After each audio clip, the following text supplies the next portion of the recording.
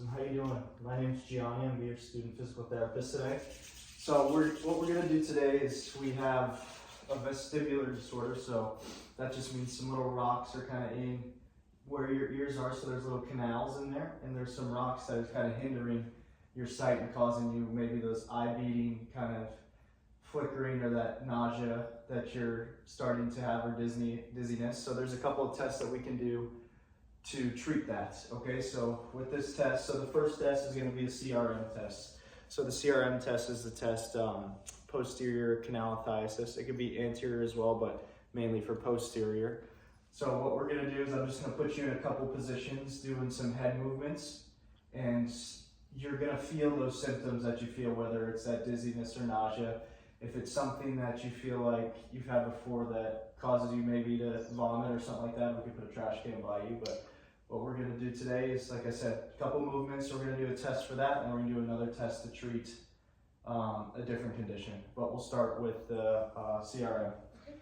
So I'm going to have you do is I'm just going to have you sit up looking this way so that you can have your feet. So sit up facing this way, sit up facing this way. And I'm just going to have you scoot to this side of the table here. So I'm going to do a right posterior and then sit up this side here. And then what I want you to do, just come back a little bit more. Come back a little bit more. Good. Okay, so for the right posterior, so I'm just going to have you rotate your head this way, 45 degrees. We're going to be doing that. And then what I want you to do is I'm going to have support your head, and we're just going to lay back down. Okay? Okay. So 1, 2, 3. Good. And we got 30 degrees of extension. And then right here, I'm just watching of when it starts and when it finishes. So if I was watching here and it was something like it started and then it lasted, let's say 20 seconds, I would hold it for double the time. So we're right here, we're at 40 seconds. So when we get to 40, so once we get to 40, so what I'm gonna do is I'm just gonna support your head here, and we're just gonna rotate from this side to the other side at the same angle, okay? So ready? So after the 40 seconds is up, you rotate, keeping it at an extension, and then back here. Good. And we're holding that for another 40 seconds. Good, just seeing symptoms. Feeling okay? Everything feel okay? Okay, good. And then we would hold that for 40 seconds. So the last rotation we're gonna do, I'm gonna have you lift that, so that right leg, I'm gonna have you put your feet flat on the table, and then what I'm going to have you do, the other leg can be straight, but I'm just going to have you roll over onto your left arm side, but we're going to keep this angle of your head, okay? So you're going to be looking down here. Okay, so whenever you're ready, roll, and I'm going to support your head. Good. And then you're looking all the way down. Good. And then you're going to be holding that for another 40 seconds. Good.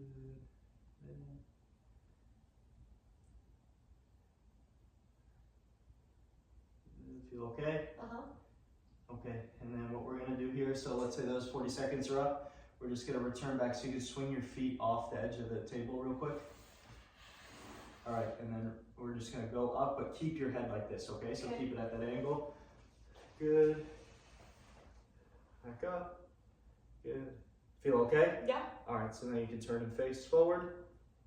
Good, and then, boom, there we have it. So what we could do there to retest if the symptoms have gone or the treatment worked is we get them back into that position. We get back in the Dix Hall pike and just see if there's any nystagmus of that situation. So the next test we're gonna do, this is for posterior cupulolithiasis. So this is the CMOT test. So again, I'm gonna do a right-sided. So it's, like I said, for posterior cupulolithiasis. So what we're gonna do here is, like I said, we're gonna do a couple other head movements. So with this one, it's based on speed. So I'm gonna move her quickly into one side, and then I'll have to move her quickly back into the other side with it. So what I want you to do is, you know how we turned our head? So we're gonna turn our head facing this way now. Okay, and then what you're gonna do is, you're gonna keep that head position. I'm gonna hold on to your head just so it's nice and stable. And you're gonna hold onto my forearms. And what I'm gonna do is I'm gonna swing you down to here, and I want you still with that head position here. You're gonna be looking straight up, okay? All right. So what I want you to do is get in that 45-degree angle. Okay, and then you're gonna swing your legs up because we're gonna be sitting here for about 2 minutes, okay? All right, so ready, 1, 2, 3. Good. And then just holding it there. Good, so we would hold this position for 2 minutes. Same thing, watching, seeing, hopefully, if there's any nausea or vomiting, we have a bucket, a trash can right here.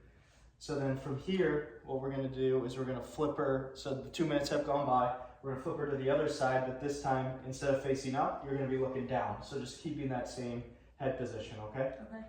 So I'm gonna get you here, and then ready. You can, if you wanna push off here, you can push off the table with your arm. And this 1, 2, 3. Back down. This way. Good, keeping that head position there. Good, and then if it was something where obviously they would be uncomfortable in that position, we could get it to where we're supporting their head if they start to move or, you know, they start to become weak, but at that 45-degree angle. And then we'd hold that for another 2 minutes as well. Boom, good.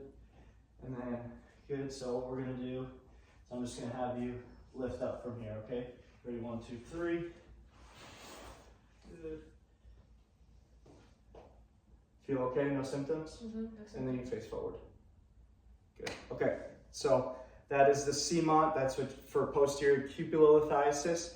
If we wanted to retest that, it's easy, we could just go right back down into whichever side we want. So if it was right-sided, we'll go back there, and then we can see symptoms. Either one of 3 things would happen. Either there would be no nystagmus, so we would say the treatment worked. The second option is it would develop into posterior canalithiasis, so we would go back, and then instead of doing this treatment test, we do the CRM, and then if the third option is we still have a little bit of nystagmus, so we do another treatment of it. Sometimes it takes a couple times. But overall, those are the 2 tests. Thank you very much. Appreciate it.